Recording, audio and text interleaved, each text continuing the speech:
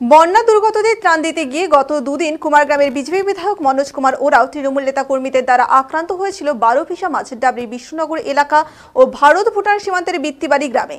ওই ঘটনায় 5 জনের নামে কুমারগ্রাম থানায় লিখিত অভিযোগ দায়ের করেছিলেন বিধায়ক। সেই ঘটনায় বুধবার গভীর রাতে আশুতোষ মণ্ডল নামে এক তৃণমূল সমর্থককে গ্রেপ্তার করে পুলিশ।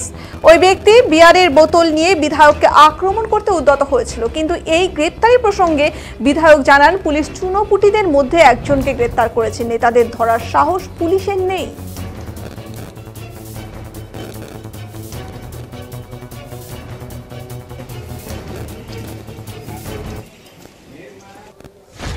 আছে যে যাকে গ্রেফতার করা হয়েছে এ তো চুনোপুটি।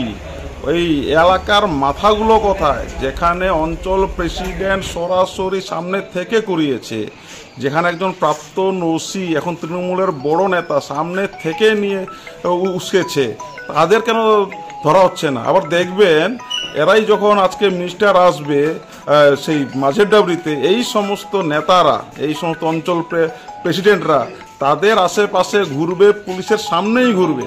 এদের নিয়ে এদের মাথা ব্যথা নেই। অ্যাকচুয়ালি পুরোটাই আইওয়াশ করা হচ্ছে, যে মানুষকে দেখানো হচ্ছে ধরেছি। আর তাবর নেতাদের টিকির অবধি, ক্যাশাগ্র অবধি ধরার পুলিশের ক্ষমতা নেই, আসলে ধরতেই যায় না। এ পুরোটা আইওয়াশ। অ্যাকচুয়ালি এলাকায় এই পশ্চিমবঙ্গে পুলিশ প্রশাসন বলে কিছুই নেই। এখানে শুধু একটাই রাজত্ব, মমতা ব্যানার্জির রাজত্ব। উনি যা বলছেন তাই করছেন, ওরা চেলা চামুন্ডারা সব তাই করছেন। এখানে পুলিশ বলে কোনো কিছুই নেই।